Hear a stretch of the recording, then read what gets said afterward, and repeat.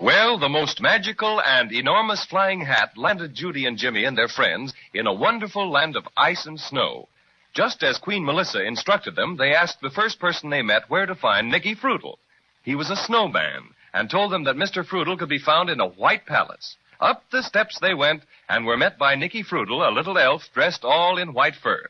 Nicky invited them in and led them to a door which is just about to open on the gentleman who can tell them how to get their broken silver star fixed. And who do you think it is? Well, I'll let Judy tell you. Santa Claus. Willikers, you don't mean the real Santa Claus, do you, Mr. Fruitle? Of course, Jimmy. And no one else. Honest Injun? Honest Injun. All right, here we go. Oh, my goodness. Gee, Willikers. Welcome, my children. Come right in. I've been expecting you. Thanks, Santa. Don't mind if I do. Your invitation is most acceptable. Thank you. Come on, Judy and Jimmy. Now, don't be bashful.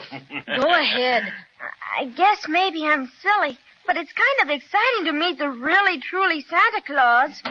Yes, you see, we never thought we would, and, well, it's kind of like shaking hands with the president or something. Well, don't you feel that way now? Don't you know that I love children better than anything in the world? I guess so, Now, but... come on and sit up on my lap while I finish reading a few letters, Thank you, Santa Claus. There. Upsy-daisy. Comfy? Oh, yes, thank you, Santa Claus. Now, Jimmy, suppose you sit on the arm of my big chair. How about it? Okay, Santa Claus. You know, this is quite a treat for me. The most I ever get to see of children is when they're sound asleep. Don't they ever see you? Oh, no. If they're awake, they can't see me at all. That's it. Judy and I wondered why we didn't see you that Christmas we stayed awake all night and watched. But our presents were there Christmas morning just the same. I remember that time. I fooled you youngsters, didn't I? Now, by the way, I got your letters this year, too. You did? Gee, that's swell. And I hope you'll be quite satisfied. Now, let's see about your silver star. Did Melissa tell you what happened to us? Oh, yes, indeed. How did she talk to you, Santa Claus? By shortwave. Radio is my hobby when I have time to spare. Now, will you put the star on my desk so I can look it over? You bet. There it is. My. Certainly is smashed, isn't it?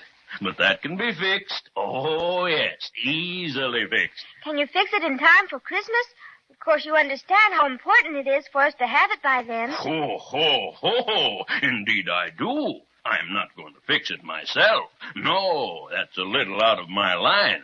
But I will take you personally to a man who specializes in that sort of work. Oh, Nicky. Yes, Santa? Have my sleigh and reindeer ordered, will you please?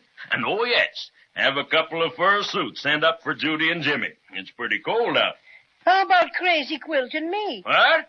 Oh, you were so quiet, Patio Cinnamon, that I almost forgot about you. Well, you're pretty well fixed by nature for the cold country. But I don't know about the Crazy Quilt Dragon. Why not, Santa Claus? Well, you look as if you were just a bit the worse for wear. Let's see. A number of seams ripped and...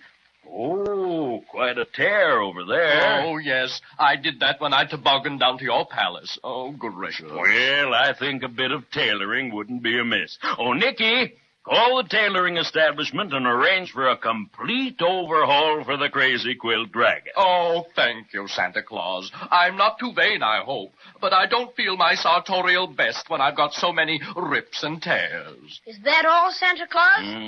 Yes, I think so. All right.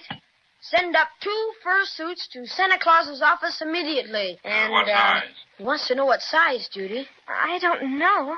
I guess about like yours. Size 9 3/4. 9 3/4, okay. Have the sleigh and reindeer out in front of the palace. Sleigh and reindeer, okay. And tell the tailor shop to expect one Crazy Quilt Dragon for a complete overhaul. Complete overhaul for Dragon, right. All right, now come along, Judy and Jimmy and Cinnamon Bear, and follow me. Nicky Fruitle will show you where to go, Crazy Quilt. Oh, thanks ever so much, Santa. Complete overhaul, eh? Not bad. This way, Crazy Quilt. Well, goodbye, all. When I see you next. I promise a complete revelation. Now, just a second while I button up my coat. There.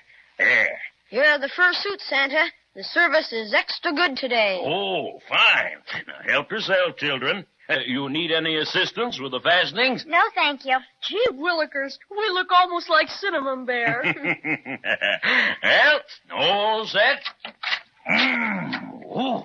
Oh, it's pretty chilly out. Well, we don't mind it now. I don't see the snowman. Well, I expect he's gone to lunch. Oh, look, Judy. Here come the reindeer. Oh, my goodness. Gee, they're swell. Would you let me hold the reins a while, Santa? Oh, I'm afraid not, Jimmy. You know, these reindeer are funny. They won't obey anybody but me. You see, they're my own special private reindeer. And this is the sleigh in which I make my yearly visit to the world. All right, everybody. Here we go. Hi, Donner and Blitzen. My goodness. Can you get everything into this one sleigh, Santa? Well, not as much as I used to. I have to tie on a couple of trailers now. Oh, see that building over there? Sure. What is it? That's the candy factory. Oh, it's a good thing the candy pirates don't come up here. Oh, we take care of them all right. Now, over there is the doll factory, Judy, and that one back there is the mechanical factory. What are you making there, Santa? Oh, toy trucks, engines, bicycles, electric trains, all sorts of things. You know, I have a crew of specially trained brownies and elves in each of these factories, and they're busy all the year round. Do you ever have anything made in the big palace where you live? Oh, a few special things, but that's where the toys are stored when they're finished. And every day there's an inspection in the grand hall. Oh, maybe you'd like to see one of the inspections after your star's fixed. How about it? You bet. Who is it you're taking us to visit, Santa? Oh, you'll see in just a minute, Judy. His house is right over here. Oh, boys. Oh. Now, this is one of my best friends. Listen to him sing. That'll tell you who he is. I'm Jack Frost, the world's most famous painter, and I deal in winter fixtures that are lovely to behold. I can paint 1,000,000 pictures with my brushes and my mixtures, but I like the work much better if my feet were not so cold. Brrr, I'm colder than November. I'm colder than an Eskimo. I'm colder than a clam. Brrr, I'm colder than December. It's impossible to realize how cold I really am. I'm Jack Frost, the world's most famous painter. And according to the census, I'm the only one who knows how to frost the roofs and fences with such gorgeous consequences. But I'm feeling most despondent, 'cause my nose is almost froze. I'm really rather chilly. I'm colder than 100 polar bears have ever felt. This may sound rather silly, but I'd buy a radiator if I thought I would not melt. Bless my stuffing. So that's Jack Frost. I felt his fingers many a time, but I've never seen him. Look at all the icicles on his cap. Hi, Jack. Some friends to meet you. Here's Judy, Jimmy, and the Cinnamon Bear. How do you do? Come in, won't you? Thanks, Mr. Jack Frost. I'm glad you dropped in. I'm on my vacation now. Nothing for me to do out into the world after the snow comes. Jack, my little friends, Judy and Jimmy, have had a bit of trouble with a silver star which belongs on top of their Christmas tree. Yes? It's been badly smashed and needs fixing.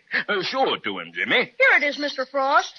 Oh, that'll be easy. I'm extra good at stars. I've often admired your work on the windows, Jack Frost. Thanks. Yes, I do fairly good work, but I'll never be really satisfied until I learn how to frost a chocolate cake. Oh, Mother can frost cakes like everything. Maybe she'd teach you. Good. Next time I'm down your way, I'll try to find time for a lesson. Now, if you'll just step this way into my laboratory. My. Just look at all the brushes and things. Willikers, it's wonderful. This is where Jack does all his research work. It's beautiful. Now, let's see about the star. This won't take a second. Just a bit of magic snow cement here, and here, and here, and there. Oh, why, look, Jimmy. Well, bless my stuffing. Our silver star is all beautiful again, just like it was before. Can I touch it, Mr. Frost? Oh, not for a minute. I'll put it here on the windowsill for a bit. It has to be exposed to the cold north wind to get good and solid. Now, while we're waiting, I'd like to show you a few of the designs I'm working on for next year's frostings. There's a big star in one of your designs.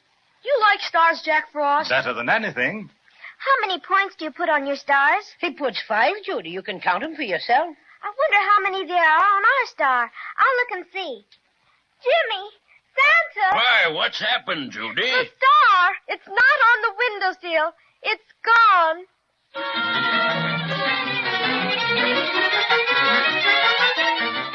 Well, if it isn't one thing, it's two others. I was positive Judy and Jimmy had the star for keeps this time, but that's where I was mistaken.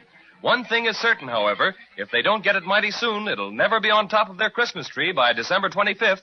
Let's be sure to listen next time and see what's happened.